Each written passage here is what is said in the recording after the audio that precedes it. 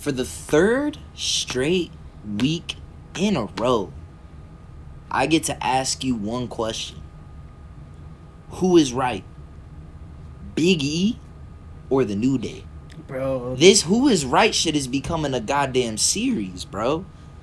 And it's just, we've had so many interesting feuds going on recently where both sides have some decent points to make. The Kofi heel turn made me, I'm gonna flat out say it, made me say no one's right. No one's right. Yeah. That's an answer we haven't had yet. No one's Explain, right, bro. explain. Cause yeah, where the fuck was Big E? He's over here commentating, doing his little job and shit, and he sees that fucking the New Day struggling and shit. And not once, he's just always like, when they ask him about him, he's like, oh yeah, he's like, oh, I'm gonna go talk to him or whatever, or some shit like that. Mm-hmm. But never does that shit, like how he got exposed on, as we saw on fucking, what was it, SmackDown or Raw? Raw. But like, weren't Kofi and fucking Xavier Woods fucking beefing it before this, and now they're fucking, for a minute, yeah. and now they're fucking supposedly fucking not buddy, but they're like with it together now type of shit. You give some people a common enemy and all of a sudden it unifies them, you know?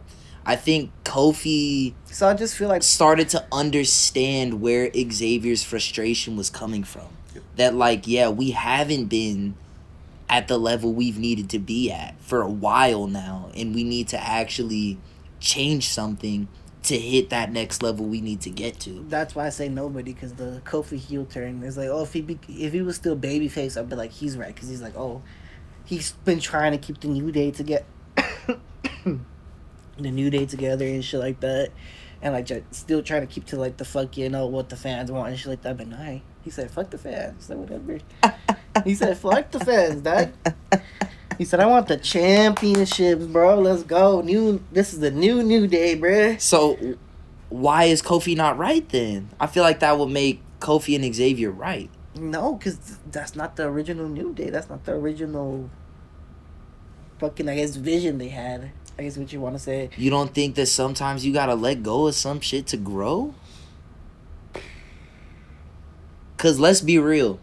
I think the thought of Big E coming back and the like hope for that happening, you can look at that and say that's something that's kind of held the New Day back recently. I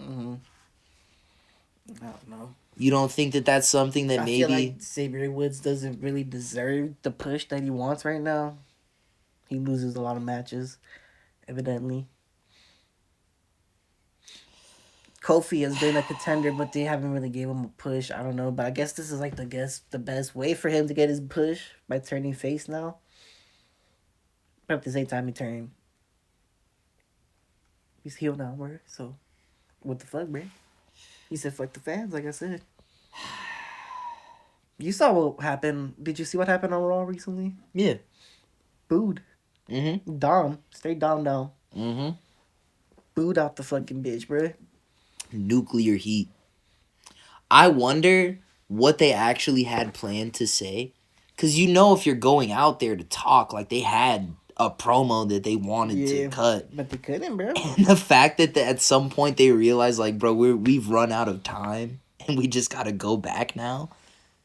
Like, or I wonder if they just knew, like, we just got to walk out there and we don't even got to say nothing. Like, I that's something I would love to hear from either one of them. What their thought process was going into this. Yeah. Because I'm so curious if they actually had a promo they wanted to cut, or if they just knew we have so much heat, let's just go stand in the ring and watch them boo us. Because that was awesome. To me, I don't want to be like too much of a nerd, but that was such like real heat that's like so rare these days, where like, because the kind of like, you know, the curtain has been pulled back on kayfabe and everything. Yeah.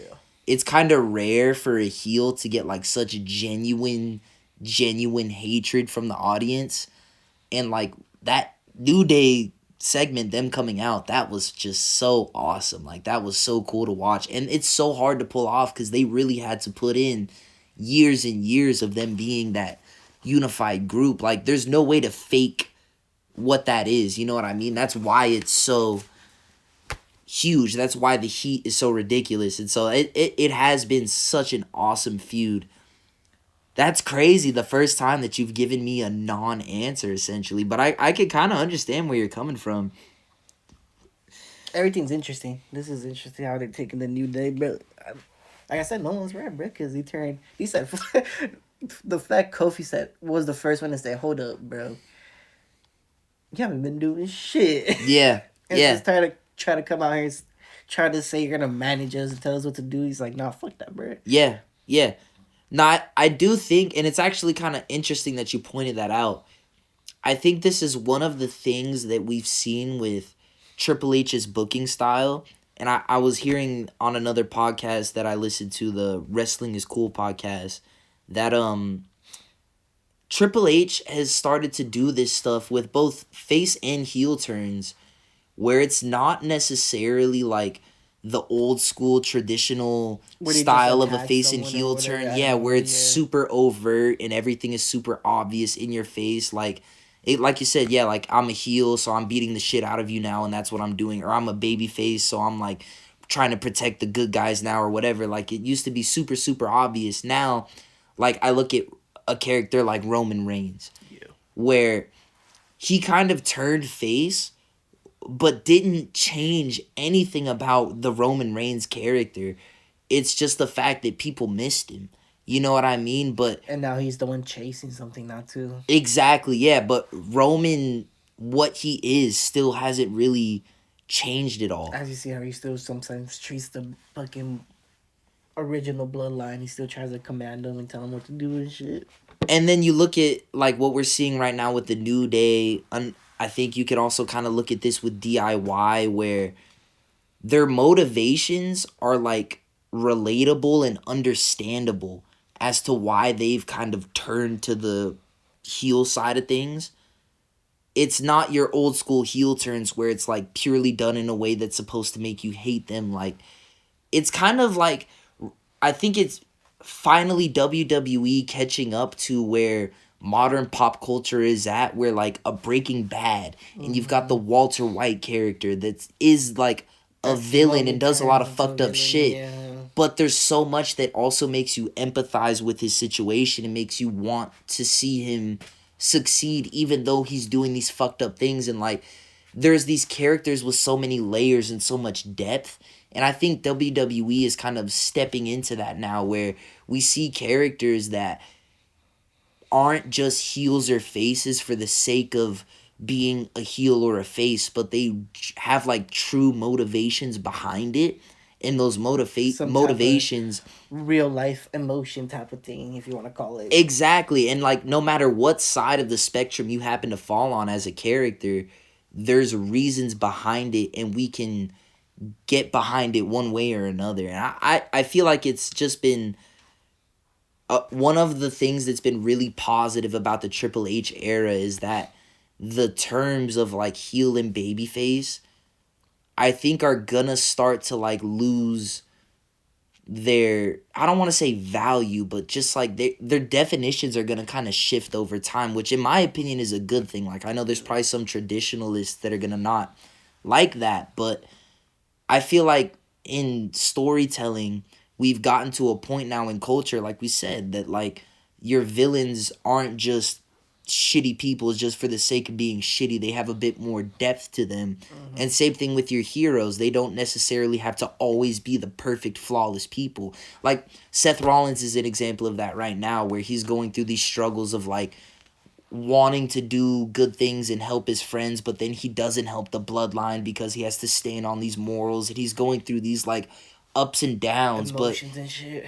He's still a babyface clearly, but he's not doing just the traditional babyface shit of like, oh, Sami Zayn asked me to help him, I'm gonna help him because I'm a good guy. Like that's kind of your traditional wrestling shit. But Seth is have like a little bit more depth to his character. CM Punk, even though he's kind of like anti-hero right now, CM Punk. But no, see, Punk is a perfect example of this too, where he, yes, is a babyface. He would fall into that category for sure. For his own reasons. Exactly. He still kind of represents his own individual message. And so I don't know. I guess I'm just really impressed with where Triple H's booking has gone. And I think to bring it back to the New Day, this is a perfect example of that because like you said, you can understand both sides. Like, you can understand where Big E is coming from, wanting to come back and help his friends. Like, they've gotten to this moment where shit is so tumultuous. And like you're saying, yes, he maybe could have come back earlier, but you could also understand from Big E's side of things, he's going through this injury. It's really tough for him. Maybe he doesn't want to come back into a ring if he can't actually wrestle in it, you know? Like, maybe he didn't want to come out and just do the whole manager thing until he finally realized, damn, like, they really are at a breaking point. Now is when I'm going to, like, actually put myself back out there and shit. And, like, it just happened to be a bit too late. Like, you can't necessarily fault Big E for that. I mean, but then at the same time, like, you can understand Kofi and Xavier's perspective of, like, bro, we've been struggling this whole time. What do you mean? So, like, because you can understand both sides, it makes it a much more compelling story. And so, I mean, just, yeah, bro, it's fucking interesting. I will go ahead and answer the question as well. Who is right? And I'm gonna go ahead and edge it. Like, literally, as I'm saying this, I'm still on the fence. But I'm gonna edge it towards... Nah, I think I'm gonna edge it towards the New Day. Because like you're saying, like, bro, like, at the end of the day, with how bad it... Even before they started turning on each other, just the fact that they haven't been tag champs in so long, like, it feels like that fool could have came back and checked on the homies. Tried to help them out, but bro was busy. Bro was busy with his freaking girl, with his desk job. Bro's busy. Busy, bro. Busy Big E. He don't have time for his friends, bro. He's making a paycheck somehow, bro. Shit, bro. It's an interesting story, bro. Like, as much as I'm saying, fuck it, New Day is right, Biggie brought up some valid ass points too. See, you're saying nobody is right, but then you keep saying the New Day is right. You just don't want to say it. No, I don't. You just don't want to admit it. I'm not saying... I said Big E is wrong, but also the New Day is right, but they're not... But I'm saying they're not doing it the right way. Just say it. They're not. No one's right. Just say it. No one's right. I don't fuck with what Kofi's doing. And Xavier, bro. Why? That was just bitching, bro. Xavier's just bitching. Why? Xavier's just bitching, bro. But what about Kofi? That's what Loki's starting to bitch, too. You're a fence sitter. You are a fence sitter. That's what you are. Fucking fence sitter. Big E is wrong, though. So who's right? New Day. We'll leave it at that. Leave it at that. Stupid bitch. Don't call me no fence sitter, bitch. Fuck you.